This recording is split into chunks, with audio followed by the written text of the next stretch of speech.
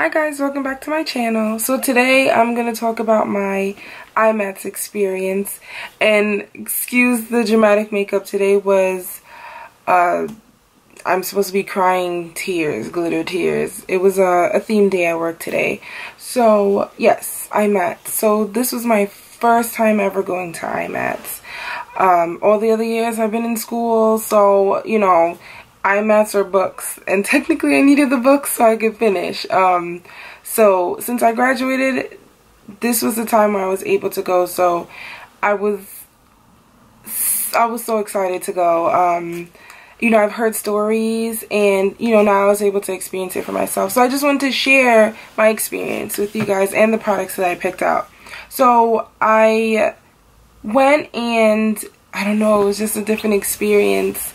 When I got there, Make It Forever was doing a body painting. There weren't that many people on the stage speaking, but I was able to visit a bunch of the other booths. So I did, the first stop that I made was at Scandinavia. So I've been hearing a lot about the finishing spray from Scandinavia. This one is the oil control, the makeup finishing spray. I've seen other YouTubers use the bridal one. This one is used to help control oil, and they also make the spray for Urban Decay. This is what the lady told me. And then they also have a recovery spray, post makeup recovery spray. She gave me a sample of it. I guess this is the newest spray that they have that's coming out. This is supposed to clear your pores and help prevent breakouts. So you're supposed to use this immediately after you take off your makeup. So it has zinc infused and replenishes nutrients that you lost from any of your cleansers, because cleansers do strip the pH from your skin. So that's why you tone to restore it back to normalcy. And this has witch hazel and gentle exfoliants to help prevent pores that can lead to breakouts, which is really important because, you know, if you're wearing makeup all the time, you have to make sure that you're cleansing your skin appropriately so that you avoid all breakouts. You know, here and there is one thing, but when it becomes excessive, then, you know, you should definitely be changing some of the cleansers or, you know, moisturizers, whatever it is that you're using, and, you know, find something that works. So those are the two sprays that I got. I picked up some brushes from Morphe. They were about $5 each. Oh, and this spray was $22. So these are the brushes that I got. So I know I needed some blending brushes and some eyeshadow brushes, and I don't have a fan brush. I know, I think I'm the only makeup artist that does not personally have a fan brush. I normally just use like a dual fiber brush. And I don't know, it applies my highlight pretty well in my opinion, but I know I saw this and I was like, I gotta get a fan brush, so I got that. And these are the blending brushes. Let me pull the packages down so you can actually see what they look like.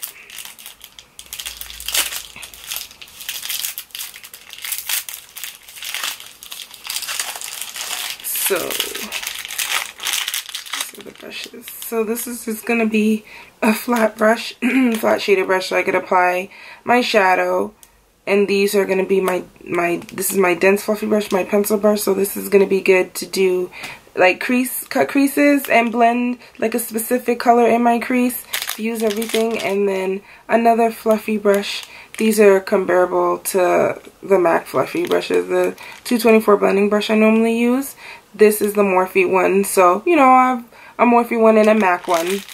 But, yep, these are the brushes that I got. And then I also got a foundation brush. So I like the flat tops. It kind of covers all the areas that I need. It's not here. I normally use a flat top brush. I don't know, it's soft. And, you know, it helps to blend well. You can swipe it right above your brows. You don't have to worry about wiping off any of your brows. I like a nice foundation brush like this. And I also picked up a new highlighter. Anastasia Beverly Hills was there, but I wasn't really too fond of her glow kits. For me, personally, I didn't like how they looked on me. I swatched a few of them on my hand. I really wasn't a fan. It didn't blend well with my complexion, quite honestly. So one of the girls that was actually in front of me in line, I was telling her about it, and she actually recommended me to go to Makeup Forever, which was right across, and I got their highlighter number 2, the Pro Light Fusion highlighters. It comes in this box, and this is the highlighter.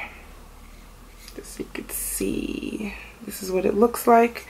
I'm gonna swatch it so you can see. It's probably washing it out, but this is what it looks like. I think it's really pretty.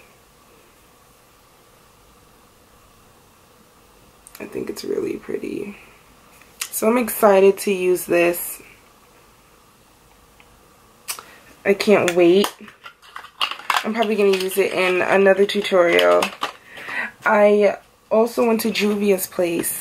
They had awesome prices. I already have the Masquerade palette, which you've seen in my last tutorial. And I got the Nubian 2 and the Saharan palette. I got these two. I'll show you what they look like. I love the pigment. I'm actually wearing one of the colors from the Masquerade palette on my eyelids today. So this is the Saharan palette. These colors are so pretty. I'll show you what one of them looks like. I'm taking that color right there and swatching it. Listen, if you know me, you know I like bright colors on my lids. I love blues and purples. This just speaks to me. I can't take it. Like, that's really what, that color was really one of the colors that made me purchase this palette. Amongst, you know, the pigment, which is insane. And the Nubian 2, I really liked how this looked. I swatched some of these colors and I fell in love as well. This is the Nubian 2. I mean, you already saw one of the pigments. I mean, you know what? I love greens. So, let me swatch. This is just sickening. I can't take it. I can't. By far, 2017... Juvia's Place has had my heart when it comes to eyeshadows. I don't have to put down bases. I could just use the color as is, and that's really important for me. I want it to pick up, and I want it to look well blended. And I don't want to put in all that extra work, and this company does that for me. So these are the two palettes. And they gave me an eyeshadow single for purchasing those two. So this is the color. It's like, this is how it came, and then this is how it looks. It's almost like a bronzy, like a chocolate. So this is it. I don't know if the light is kind of washing it out, so you can see. So that's that. I gotta get rid of these colors. I think. And I also, the last place I stopped was Lime Crime. So I got two of their Diamond Crushers. This is what the package looks like. I got Cleopatra and Black Unicorn. So this is how it looks. So they said you can use this on your face, on your lips, and on your eyes. So this is Cleopatra. It has some green gold tones in it. This is how it looks. It smells phenomenal. This is like a great base for something. I think it's really pretty. And then Black Unicorn, I can't get over how good this smells. It smells like candy.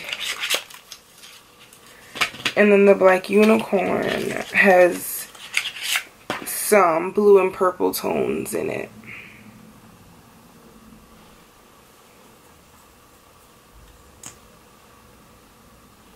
So this is what it looks like. I'm just gonna swatch it in the back here. I think that's so pretty.